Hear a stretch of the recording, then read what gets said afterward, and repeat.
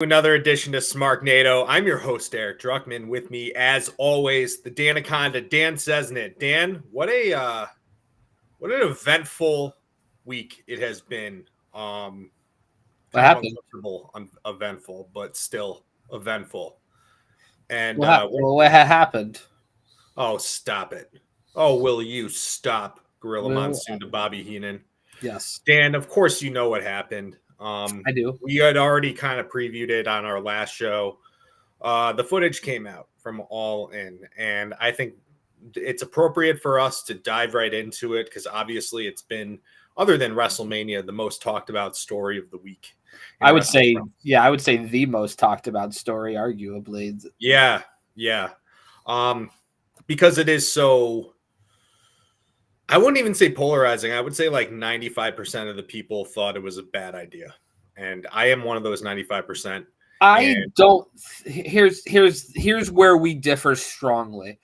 Okay. Whereas we might all agree that it's a bad angle and it really didn't prove anything and it was kind of dumb to put on TV, right?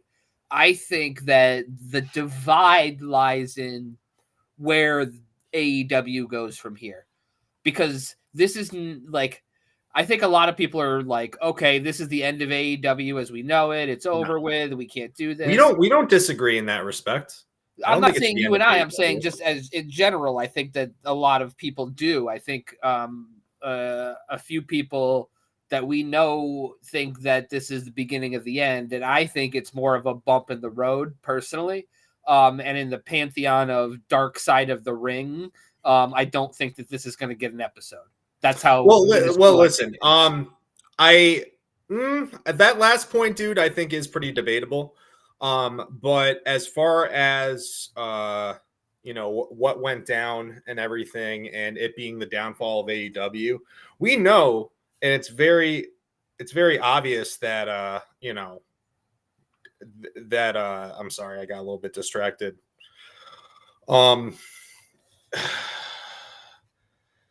It's pretty obvious that this whole situation, TK made a terrible decision, and it really does lie with him as far as where the blame goes. And I think that we should be wasting our energy more on the fact that he's the one that kind of, went in there and made this call without really consulting with the with the talent, and I feel like it showed how thin his skin is more than anything. I don't know, man. I don't. You don't know. I don't buy the he didn't check in with the talent. The Bucks agreed to it, and they all begrudgingly did it. I mean, what do you know and what do I know? People were feeling so uncomfortable all night. Did you see Renee Young, her reaction to what Will Ospreay had to say? And then you saw Shivani after they aired that segment. I don't know, man. I just feel like Shivani also said he was working, but that's okay. Continue. I don't believe that. I think he's just saying that. So you don't believe what the man said? You think I think he was embarrassed, and he should be rightfully embarrassed because there was no reason why this should have happened. The most embarrassing thing that dude's ever been through. I know, but he doesn't. I don't even think it's top 5. He doesn't want to relive those embarrassing things anymore. I just don't think it was as bad as everybody says it was. I think it was. But why is everybody is saying that it's bad, but you don't seem to think it's? I didn't say it wasn't bad. I said I don't think it's as bad as everybody's making it out to be. Would I have done it? No. Do I think it's the end of the company as we know it? No. I think it was stupid, but I don't think it's the way that people are bashing Tony. Yeah, it's a bad idea, but we've seen this all, and we've seen this in the Attitude Era when WCW was battling WWF at the time. This kind of shit happened all the time. I am all for the shots at each other. I just think it was a bad shot. I think it was an unnecessary shot. There's better ways to shoot.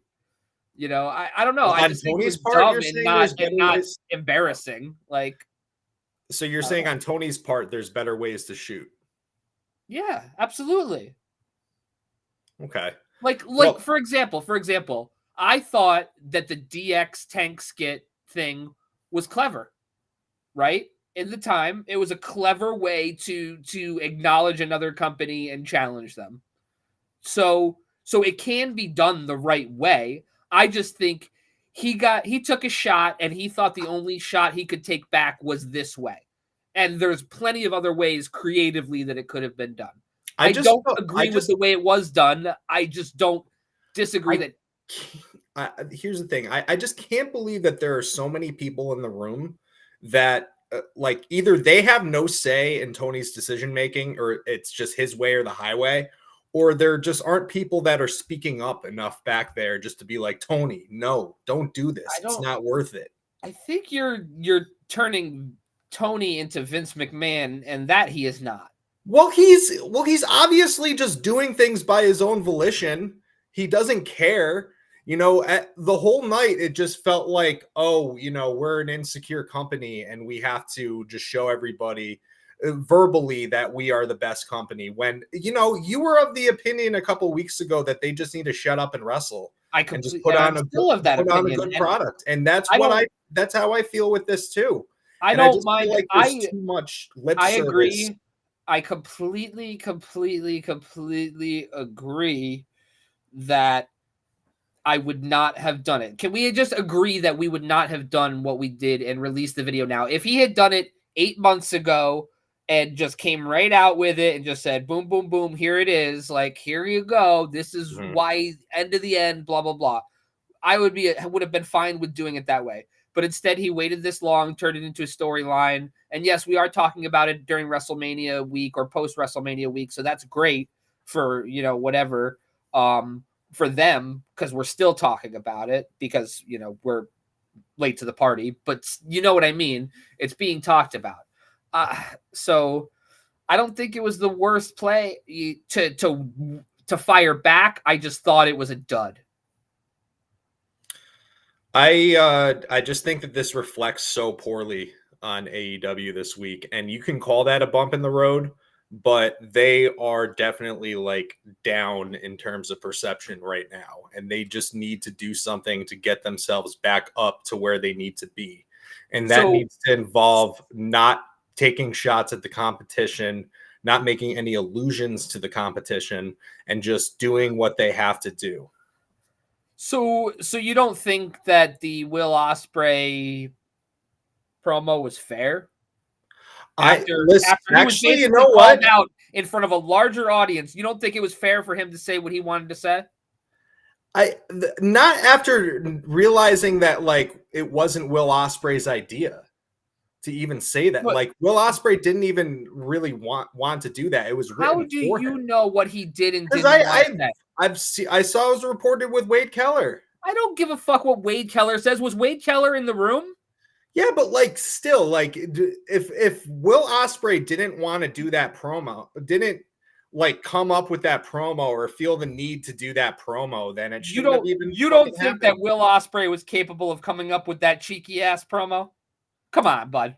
He put his own flair on it, yeah, but like it wasn't like it was his idea. I'm sure he would have rather have had a match. And he has a match coming. He can't have a banger of a match week after week after week. He can have like a regular match. But that's not the way Will Ospreay works. He goes 110 miles an hour at all times. Like, it's just not what he's going to do. And he's got a banger of a match coming up on fucking Dynamite next week. I just think that Tony Khan owes an apology to the entire locker room. He really does.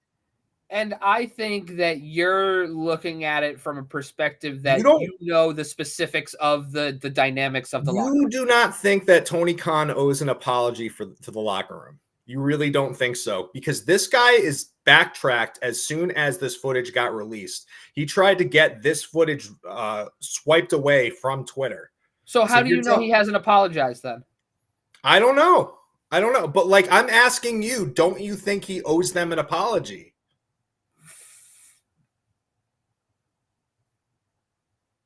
No. Really? Really? Really? Really? I think that's I don't What does he have to apologize for? Like I said, if I thought he owed an apology, I would have to backtrack on exactly what I said, and I'm not going to do that. In that he took a shot and it was a bad shot. He took a creative shot. This was technically a creative decision because he tied it into creatively. He took a creative shot that was bad. Why does he owe the whole locker room an apology? Because he the backlash to this made the company look like an absolute joke. But it didn't make the locker room look like a joke. It made him look like a joke, and I don't think anybody thinks it otherwise. Trickles down to the locker room. Man. It doesn't, though. Yes, it does. It does. So you think less of the locker room now? I don't think less of the locker room, but I think they're embarrassed. The locker room. I think they're embarrassed. Okay, so they're embarrassed. Yeah, so he owes them an apology. He should be apologizing to them because this decision making was asinine. And I don't think that there's really a good argument for it. And I don't think there's a good argument for him to have done it. I don't think you're making a good argument that he has to apologize to everybody because they might be embarrassed a little bit. Which again, you don't know the feeling of the locker room either. So that's the thing. Like, maybe they like it.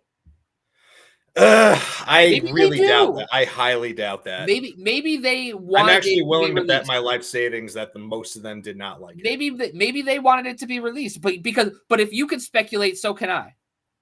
All right. Well, I mean, I guess I just don't understand your perspective, but that's okay. I'm just saying I don't think that he owes them an apology. I mean, I'm not going to say he shouldn't apologize, but I'm not saying like they should demand an apology or walk out. Like, no, that's above and beyond, man. Like, I don't know. I'm not saying that they need to walk out, but he just needs to address the locker room just based on how he's been, based on the direction. We're going to go over this show. I mean, just certain things that happen, like on this show, like even the fact that the main event of the show was Samoa Joe versus Dustin Rhodes. Is that just a coincidence with what happened with the main event of WrestleMania, man? Because like I just feel like he has let WWE get under his skin. And I'm talking about Tony Khan too. Like, this is not an indictment on AEW. This is not me attacking AEW. This is me attacking a man who is making really, really bad decisions. I mean, that's really what it comes down to. Why do you like Tony so much? Why do you give him the benefit of the doubt? I'm not defending him in this regard. I'm just saying you're saying this man owes everybody an apology. I think that it's corny. It's corny. It's corny. It's corny and it's petty. And maybe I like petty a little bit. I just like petty well done, and I just don't think it's well done. Like, so I don't know, man. I don't think he's this shitty, horrible, thin-skinned, terrible human being that everybody's trying to demonize him as. And you know, he is thin-skinned though. He's proven that. You can't say he's not thin-skinned. And I think that everything that he's done this week has been retaliation or for what is not necessarily perceived shots at him, but actual direct shots at him and his company. So what is the difference between, why are we not sitting here talking shit about all the direct shots that they had to absorb while the WWE was on a media blitz? They were taking shots at AEW instead of promoting their own product. But AEW Tony Khan has to sit back and absorb that. They were promoting their own product. That was the MO. How many mentions of AEW was there? Just let me finish. I didn't agree with the shots that they took at AEW. Like, that wasn't appropriate, but this was not showing this footage, which again, and here's another aspect of it. It's footage of CM Punk. So like the after effect of this is that people were chanting for CM Punk in the arena. Like when the Young Bucks came out, man. Like, that's just like when you're drawing attention to somebody that's not even there anymore. I just think that is, yeah, and at the New Japan show following that, they were chanting against CM Punk for Jack Perry.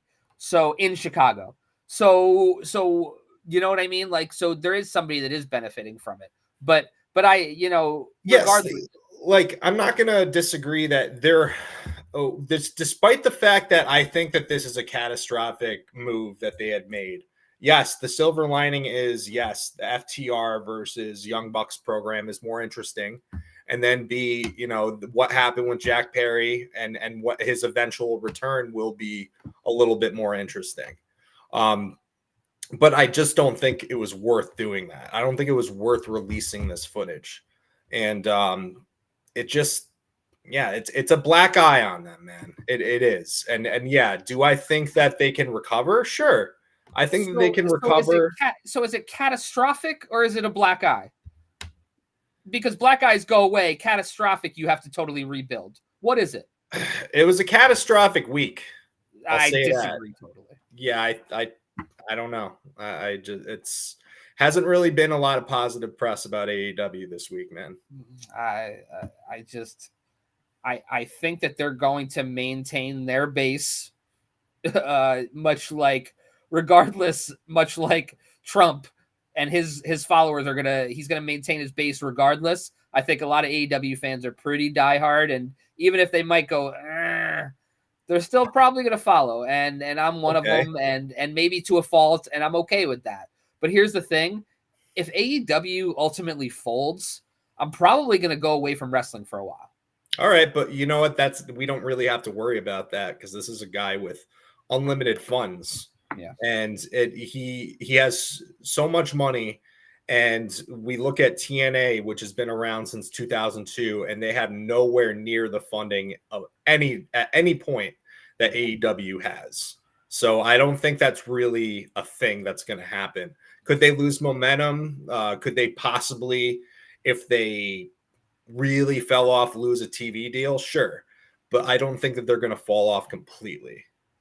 And I think if this was as catastrophic as you say, or some people sky is falling, chicken little ass motherfuckers say, like, then that to me feels like you're saying that this is the beginning of the end. That's what it feels like, the way you're acting. All right, well, I'm just really mad at Tony. Sure. Honestly, I just think he was fucking dumb. Like, it was a dumb fucking thing to do. I'm more forgiving than you. He's a fucking idiot. It was a dumb fucking thing to do. I'm not disagreeing in that manner. There is no way, shape, or form I am disagreeing with you. It was a dumb thing to do. Very dumb. I don't think the outcome was the same as you think the outcome was. That's all. That's all. It's all love when it comes to the main part of it. Like, it was a fucking stupid thing to do this late in the game. But I still wanted to see it, right? Yeah, like, you still wanted to see it. I know, but like, after we saw it, it was just like, ugh. Yeah, but if it was really good, would we be having the same conversation? No. So ultimately, we wanted to see it, and that's what we got. That's, we got what we asked for, and I have a lot of different feelings regarding the outcome of the fight, quote unquote fight, or what the punch was versus what the punch wasn't. But we could go on for hours about that. I mean, if you want to talk about just the fight in itself, I mean, I don't think it's really any different from what CM Punk has said in interviews. Like, we already knew he was the aggressor. I think it was a sucker punch, to be honest with you. I mean, nobody really knows that for sure, man. It looked I've seen sucker punches in my day. And it looked sucker punchy to me, man. The dude had his hands up to his sides, regardless of what was said, how it was said, what directions were given. The dude still had his hands up to his sides, and at the end of it, it was Samoa Joe holding Jack Perry back. So we don't know how that fight would have ended. So we don't know how CM Punk truly ends up looking. And that's me speculating, obviously. We'll never know. But I think that outcome was not as rosy as CM Punk made himself look. I think he looked kind of slimy in it. And maybe that's just my mind playing tricks on me. But that's the way he came off to me. I mean, listen, it's some people are like, oh, I wouldn't fire him over that. It's still like, you're still attacking your coworker. It is still it would be a fireable offense anywhere else. I mean, So, it's literally I don't care what the bro code or the backstage bullshit or that old school shit is, and I am kind of talking, subtweeting here at some of the group chat, but at the end of the day, like, I don't care what profession you're in, you don't get to punch somebody if you have a disagreement. Yeah. I don't care if it's fake fighting. I don't care if it's, whatever it may be, as a restaurant manager or as a fucking firefighter. You don't get to punch your coworkers. You don't, and I'm sorry that, and no, HR is not your friend. I will say that flat out. Like, but at the end of the day, like, you still don't get to punch your coworkers. So if you have a beef, fucking settle it like a goddamn adult and don't throw fists. Like, I don't care what was said. Right. I literally don't say, I don't care if he would say, I just fucked your mom. Like, I don't. CM Punk's solution has always been, oh, you got a fucking problem, you want to take it outside. Like, that's always been what he's always been a hardcore kid dork. Like, a straight edge hardcore kid dork. They're dime a dozen. I've met a million of that fucking dude. And most of them are just that, punks. So, yeah, I think we're pretty much in alignment as far as just the content of the video is concerned. Yeah. But yeah, shit. Just I just want to see AEW get better, and like, they have been doing a lot of things that have been good, but I think for the most part, this episode of Dynamite was pretty uninspired and just like ran on one segment that they were just kind of riding on. But how about we just get into the show? Yeah, I mean, we can address the rest of the show for sure. All right. So, eliminator match. It's supposed to be the start of Samoa Joe versus Dustin Rhodes here, but Swerve attacks him. I thought this was, a good start to the show. You want to get Swerve hot before this matchup. It's going to be happening in just a week. Yeah, this was weird. I did not like how it felt like somebody was late to the show or something. Like, I don't know, like something felt off at the beginning of it, timing wise. Right? So like, I knew Swerve was the main event or the eliminator match, regardless of where it was on the card, was going to be a vehicle for Swerve to attack Samoa Joe, right? That was fairly obvious, but that's okay. I wanted to see it. I'm okay with them getting physical up until the match. But to have it cancel the match at the beginning and then make it the main event is very strange to me.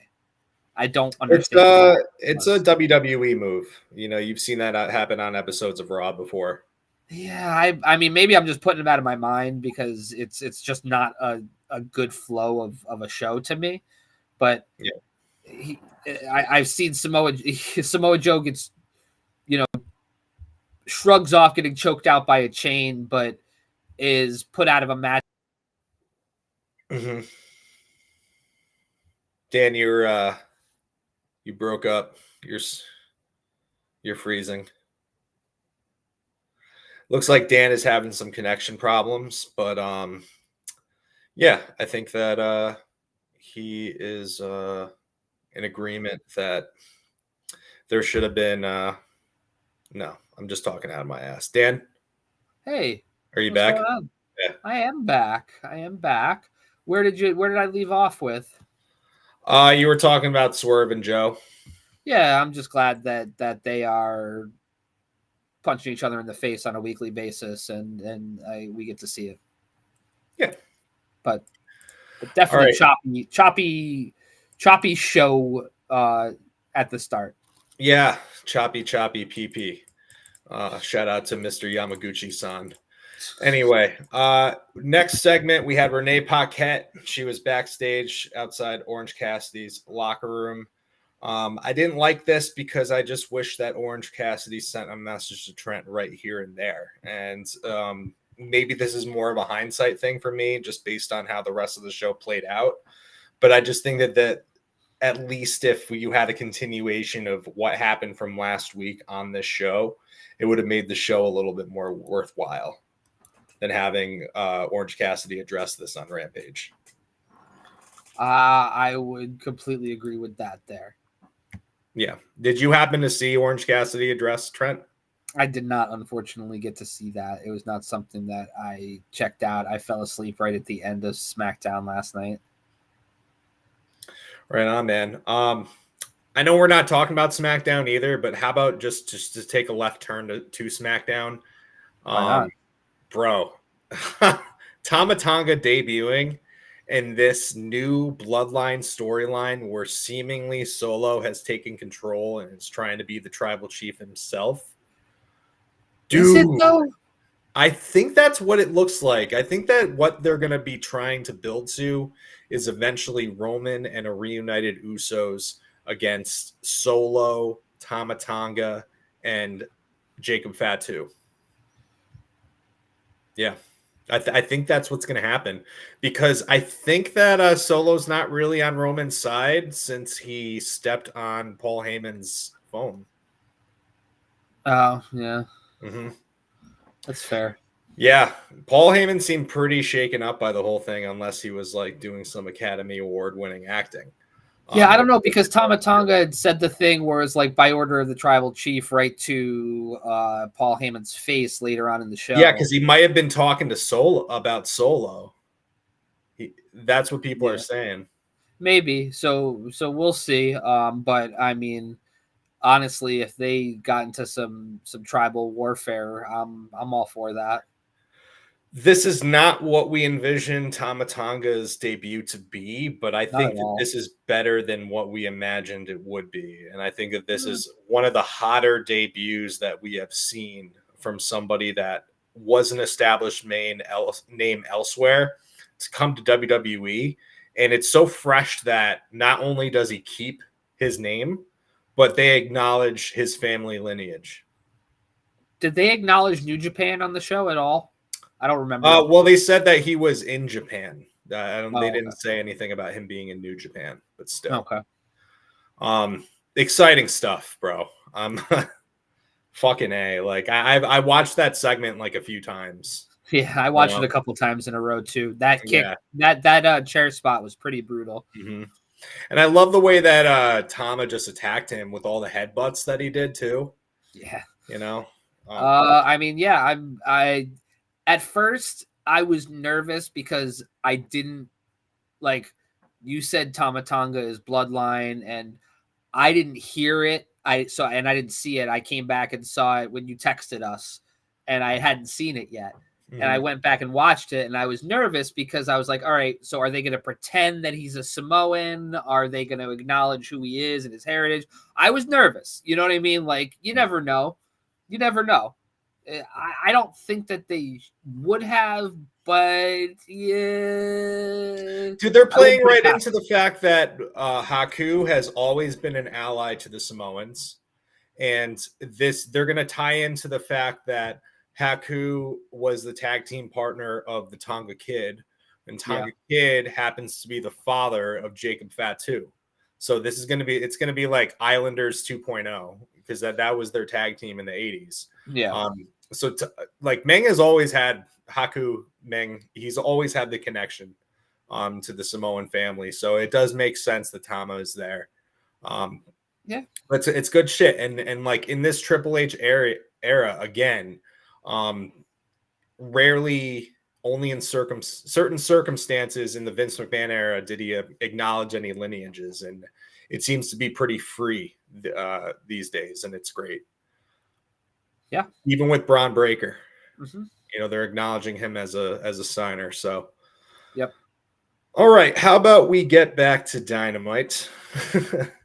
TNT Championship match, certainly one of the bright spots of the show. Adam Copeland defending against Penta.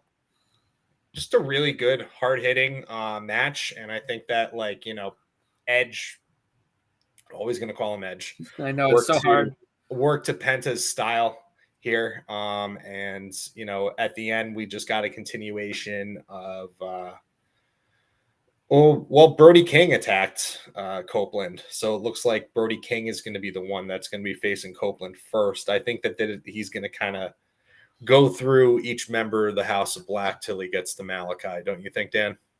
Well, I mean that they have the 6-man at Dynasty already. Mm-hmm. So, but I do hope eventually he gets to go one-on-one with Malachi. If it doesn't end that way, it's a really sad state of affairs. And I also liked Willow making the save for Edge here, with Julia Hart being part of the melee, and she evened the odds. And yeah, I thought it was a cool moment. I think they're gonna have. I don't know if it's tonight, being Collision, or Wednesday, but they're gonna have a mixed tag match. Brody and Julia versus Cope and Willow. Mm-hmm. So that should be really pretty dope, actually. If only it was going to be a intergender match, that would be even better. Yeah. What is it? Backstage, Stokely said that Willow would challenge for the TNT title against Copeland. And I was just like, wait a minute. Is that going to actually happen at some point? I wouldn't mind it.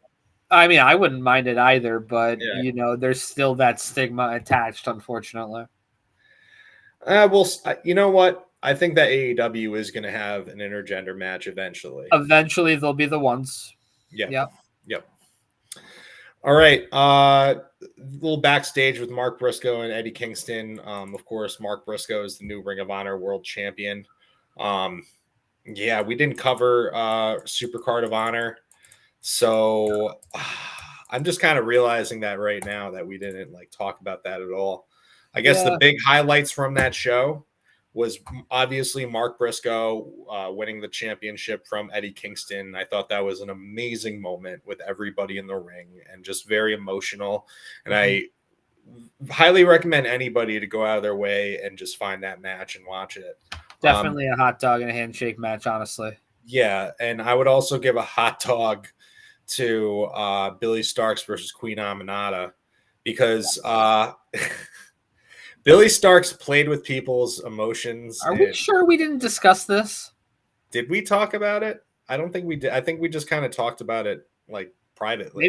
Maybe I'm just having deja vu, but basically Billy Starks feigned an injury.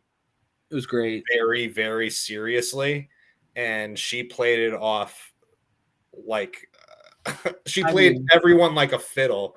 Except for all of our friends that are killjoys that are like, they would never do that without a back brace and that neck thing. And I'm like, it's still real to me, bitch. Yeah, shut up, you EMT fucks. I'm just kidding. Even my wife even said it. I was like, are you fucking shitting me right now? Get out of here. Yeah. But yeah, those two matches, I would say, guys, go out of your way to watch. Yes. From that show. But next we have what we already talked about. Nick and Matt Jackson showing the footage. They are using this footage to further the storyline between them and FTR. It was just, I don't like elements of this is a real life incident, but we're incorporating it into a storyline. That does make it kind of clunky when you try to apply it to the show. It was terrible. Don't love that. But yeah, I mean, it is what it is. I liked the FTR promo that followed it up, truthfully. And normally I don't like their rah-rah shit, but I like Cash starting off. Something about his fire just sells a little bit better than Dax repeating the same shit over and over again. Listen, I think that the promo in a vacuum was good. I think that in the context of there being so much rah-rah shit in the last couple of weeks, I'm just kind of over it, I like how we just totally flipped on FTR. Yeah, I mean, I like FTR, and again, I thought that their promo was good, but I just don't think we need that rah-rah now. I didn't. Well, like I said, I didn't find Cash to be as rah-rah. I thought he addressed the feud a little bit more than Dax did. But yeah. Do you think that once their contracts run out, they're going to go back to WWE? No. Really? Okay. Really. I don't. All right. Well, we shall see how that plays out. Next was the interview with Will Ospreay. Will said what he said, and in the moment, I did actually enjoy this promo. But after finding out that this wasn't his idea and wasn't even planning on addressing it, I'm just not really about it anymore. Honestly. I agree to disagree. I thought it was a great promo. I think he was told to address it and he did the promo himself. I don't think this was a TK written promo. Do you think the grind line, do you think that Ospreay came up with that himself? I absolutely do. All right. Yeah, I just I love Ospreay and everything. And again, if this was his idea and like he wanted to take the time to address it, I would feel so much differently about this. I'd be in favor of it. But since it was Tony Khan's idea to address this I don't like it. I don't know, man. Here's my thing. Okay. And this is the last I really want to say about it. If you want to say more, by all means, but I am of the mind that while TK is the final say in everything, that guys like Ospreay and the Young Bucks have a say. And I think that if Ospreay really didn't want to address it, he could have said, man, I don't feel comfortable doing that. I don't want to. Just give me a match. And he would have went out there and wrestled. I genuinely believe that he is such a high dollar, valuable guy that if he's like, man, like, nah, like, I don't want to do that. That's just my opinion. One man's. And just taking aside from the promo, aside from Triple H's comments, independent of what you think about either Ospreay's promo or Triple H's comments, you can't sit there and like fairly say that Will Ospreay doesn't work a grind, because after what he laid out in this promo, it's very, very, very obvious that he has honestly a harder grind than most wrestlers that are even in WWE. So yeah, no, he is the definition of grind. Yeah. All right, next we had a trios match. Let's not. Can we just skip it? Like, it just made me angry. Can we just skip it? Well, I mean, let's just say what we got out of this. One thing in this match that did not make me angry, and yes, the circumstances were, presented to where this was possible to happen, but Lee still got a pin on Shibata. That was cool. But yeah, other than that, I mean, you got Hook and Jericho. Jericho is already having problems with Hook, and we don't really want to see it anyway. And it's just kind of like it's just awkward. Jericho's awkward on the show, and I hate it. Yeah, really hated it, and it's just like there's so much better shit that can be on Dynamite. Some of Jericho's shit can just be on Rampage. Like, I'm sure that there's a lot more interesting things that are happening in storyline on Rampage, on Collision that gets pushed there. But Jericho always has to be on Dynamite. And I hate how that's the way it is. It just sucks. Mm-hmm. He takes TV time away from good talents. Next we had a squash match for Okada. Bro, I'm gonna be honest. Like, I did not like that he faced a nobody. I would have liked to have had a maybe 5-minute match against someone who's actually on the roster, versus like a 2-minute just quick squash here. And it's just like, I better use for Okada, honestly. But what I did like out of this is I think that Okada nailing Pac with the chair to the head was awesome. And I see that Pac got his shoulder up right on time to make it look really good, make it look like it was a chair shot to the head. But that was cool. again, my opinion of this whole all happening and the after effect, the Bucks come out and you get CM Punk chants. But FTR made the save for Pac here, and it is what it is, It was a good segment all in all. If the Bucks hadn't been involved with, and FTR hadn't been involved with that debacle earlier in the show. That's all. Mm-hmm. All right, Bang Bang Game promo. I didn't really care because they weren't really on the show. Yeah.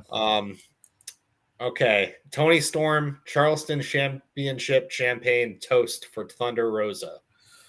Wow. This was cool in that just immediately Tony Storm attacked Thunder Rosa. It was fucking unhinged, bro. Like, I thought we were going to get at least a 4-minute segment or something. It was unhinged. It lasted 45 seconds. I like it because this played into last week where she was just like completely shook by Thunder Rosa. Yeah. So I think that Tony is just like, she's intimidated by her. So she's going to do whatever it takes to, weaken her and try to get in her head or do whatever she has to do in order to beat Thunder Rosa. But Deanna came down for the save on Thunder Rosa, and it looks like there is some tension between those two. Do you think Deanna is responsible for Thunder Rosa losing to Tony? Yeah. Yeah. I'm thinking that too. And it was weird too, because it looked like Thunder didn't want Deanna's help. Do you think it'll end up being a triple threat match? I don't know.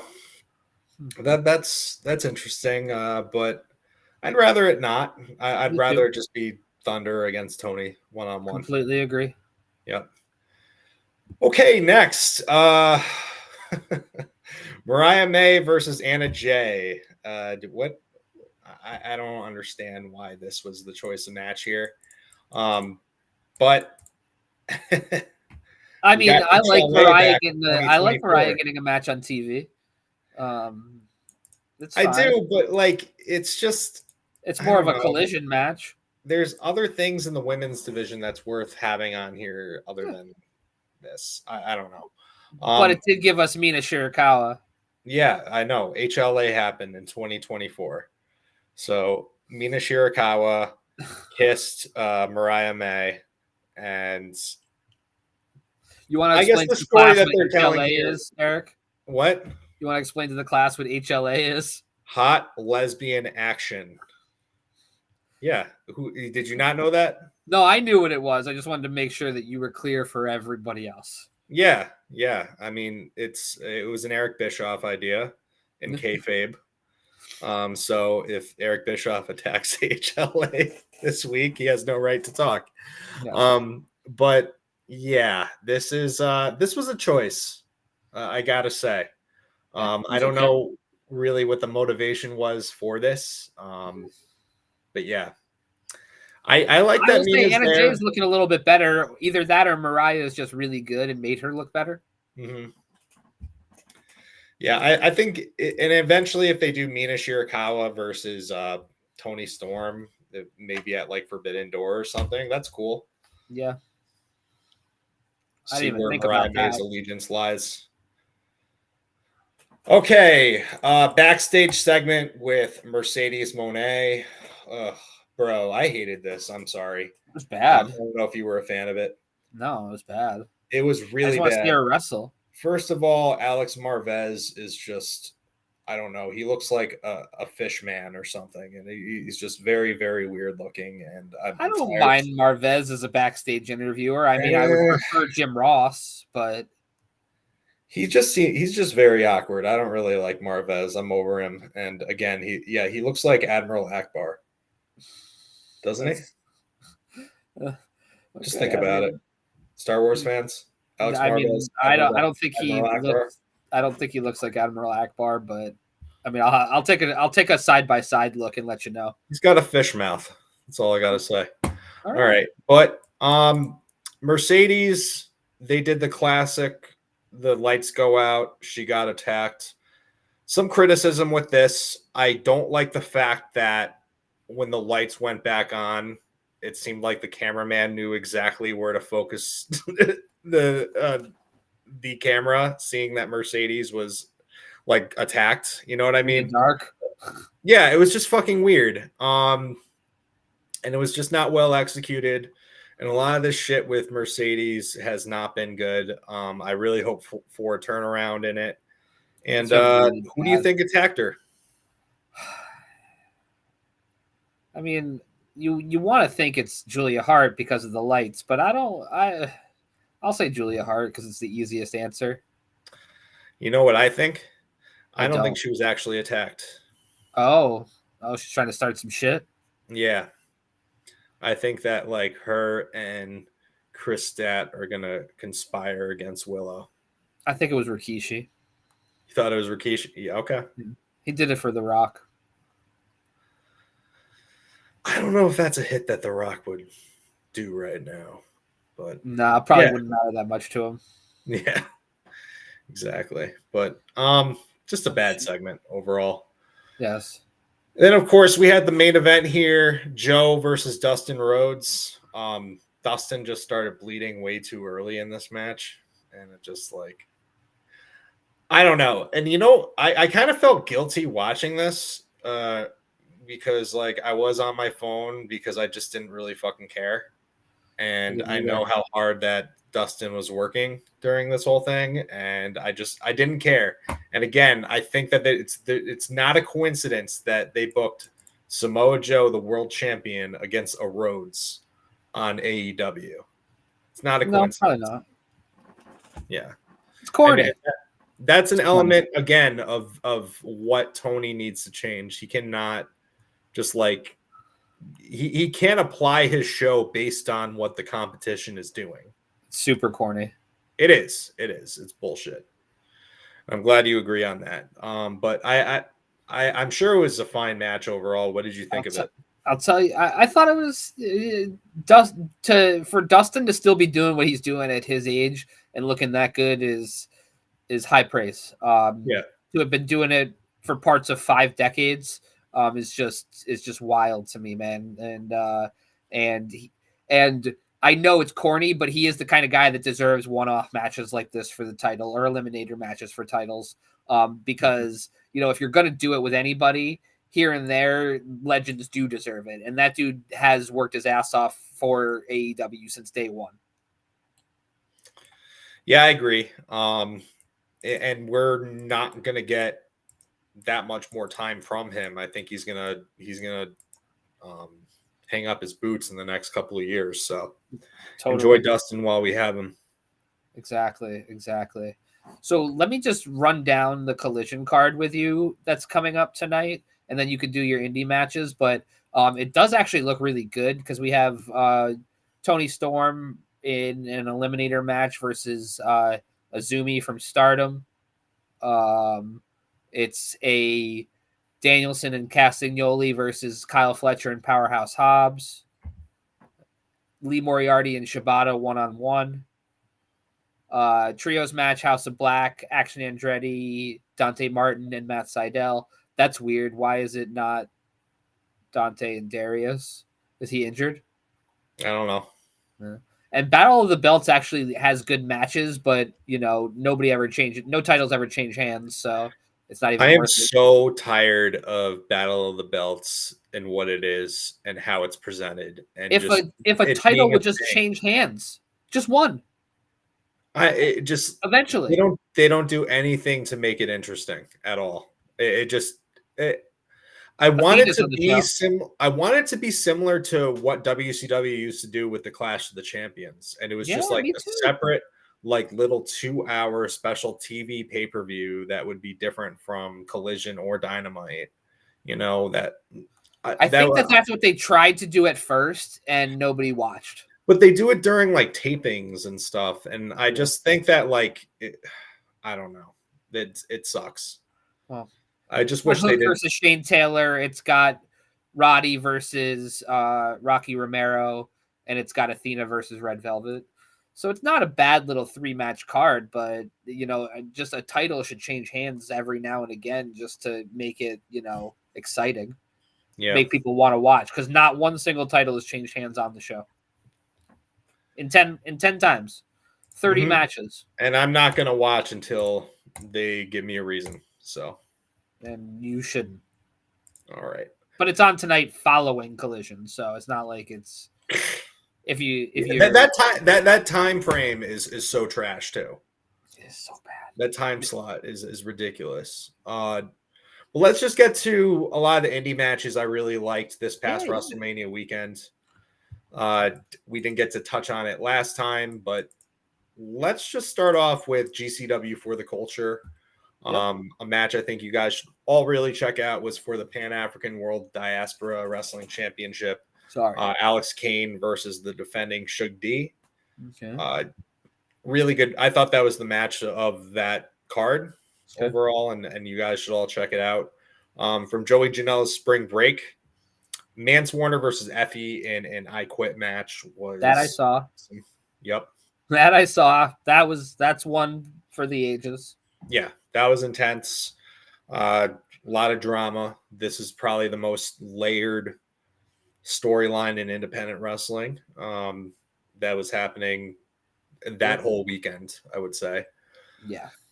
Also from Spring Break 8, the tag team match of Masha Slamovich and Rita Yamashita versus Masato Tanaka and Minoru Suzuki. Exactly what you would expect it to be. Just a lot of really hard hits and two badass men versus two badass women just beating the shit out of each other. Speaking of beating the shit out of each other, when you go on Bloodsport, the tag team known as the Astronauts fought each other. Fuminori Abe and Takuya Nomura just absolutely beat the fucking piss out of each other on Bloodsport. I missed that one. Who won? Nomura. Damn it.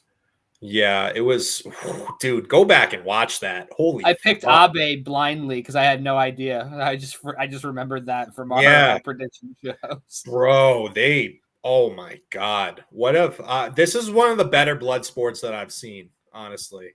I really enjoyed it. I would say probably the only disappointment for me was Janai Kai losing in the first round of the women's tournament to what's her name? Marina Shafir. That was to be expected, though. Yeah, but like some of the shots that Janai Kai hit were just like fucking knockout shots. Like it should have just been over right there. Are you going to end up going to the Wrestlers Lab show? I think so, yeah. Cool. She's on that show, so that should be exciting. Yeah, we got Janai Kai versus Delilah Doom. That's going to be a fucking first time ever banger of a match. Then also from Bloodsport, Matt Mikowski facing NXT's Charlie Dempsey. This was awesome, bro. I loved Dempsey shouting out Bloodsport this past week on NXT. Yeah. And by the way, no Drew Gulak in the no quarter catch crew. Bad situation. Bad situation. I don't want to touch on that right now, but that's not good. No. But regardless, go out of your way to watch Charlie Dempsey and Matt Mikowski because that was awesome, and I'm only hoping that this is going to give Matt Mikowski a higher profile, give him bigger. I think the whole entire show is a hot dog show. It's what I mean. Like it's definitely. I think it's that and Spring Break were probably my two favorite shows of the weekend outside of the obvious big shows. Yeah. So. I thought. Yeah, I loved Speedball versus Nemeth. I thought the main event was kind of meh. Barnett versus Johnny Bloodsport. But that's almost a WWE-ish main event, and this was a WWE-ish show, right? Yeah. So all right. From Defy Wrestling Cantonaya, which was the first show that happened on WrestleMania weekend for the collective. Go out of your way to check out the Moonlight Express, Mao and Mike Bailey versus CCK, Chris Brooks and Kid Lycos reunited. Two reunited tag teams. Both teams that haven't teamed together in a while, but they put on one of the best tag team matches of the weekend. From GCW, JCW versus the World, Los Desperados, team up Ares, Gringo Loco, and Latico versus Team Dragon Gate, Dragon Kids, Shun Skywalker, and Yamato.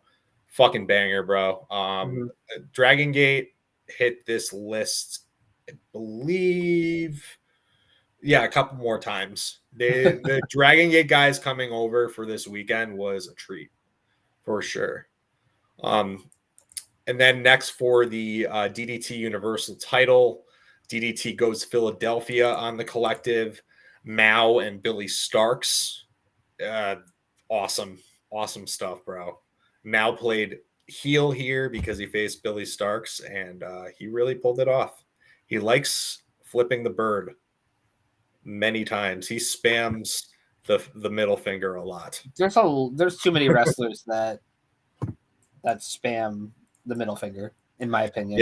Yeah, but he did it so much it just became hilarious. So I dug it. Also on that same show, maybe you guys saw some clips online. Takeshita versus Shunma Katsumata. That's a guy I wasn't really familiar with, but it didn't really matter because Takeshita was in this match. Boy, were those strikes stiff. Yeah. I didn't see it. If there's one match you guys need to check out from the Progress show that happened at the Collective too, it's for the Progress Atlas Championship, Yoichi versus Ricky Knight Jr., who was defending the title. Holy fucking shit, dude. Really? Yes.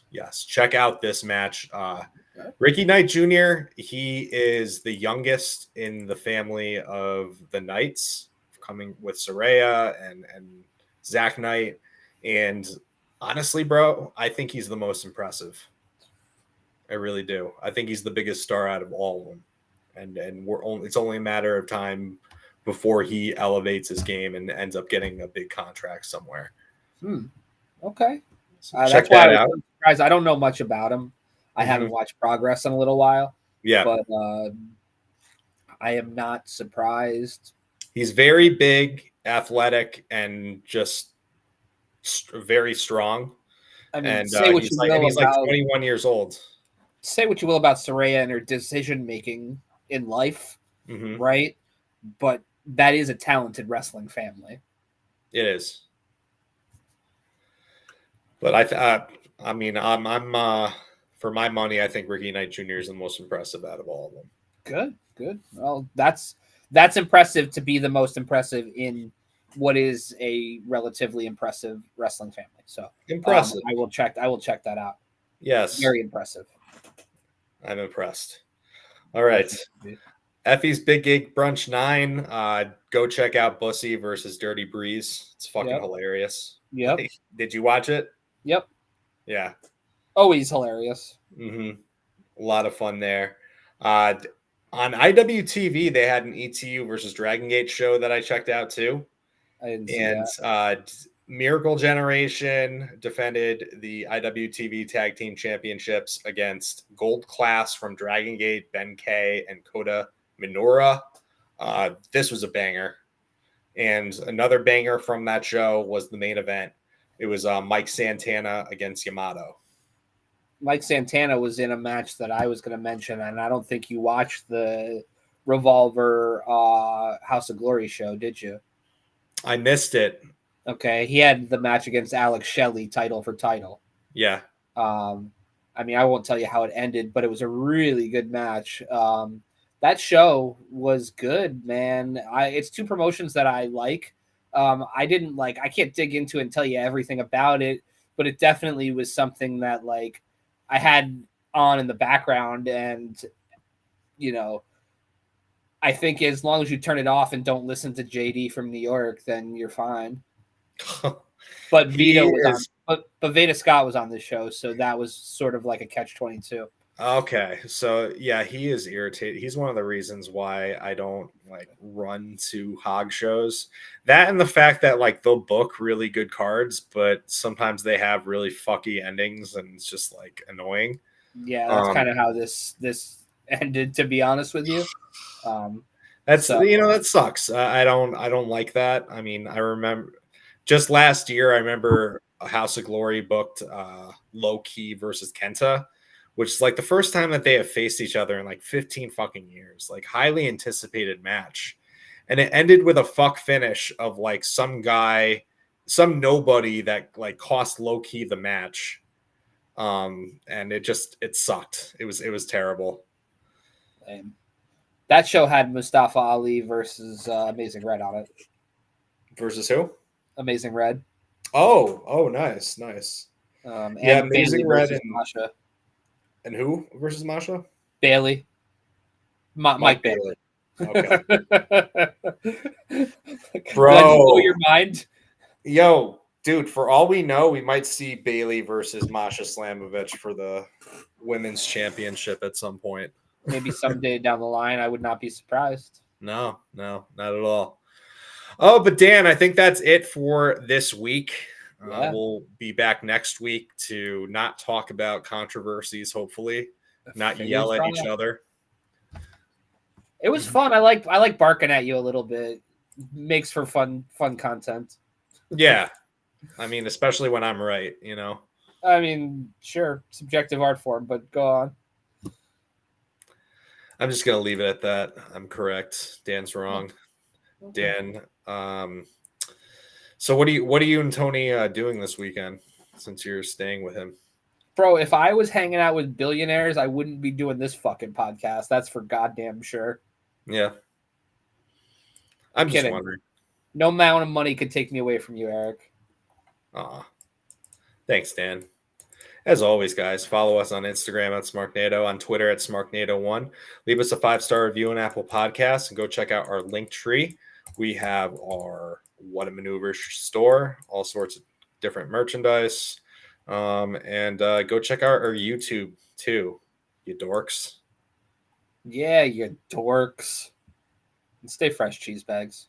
Keep watching wrestling.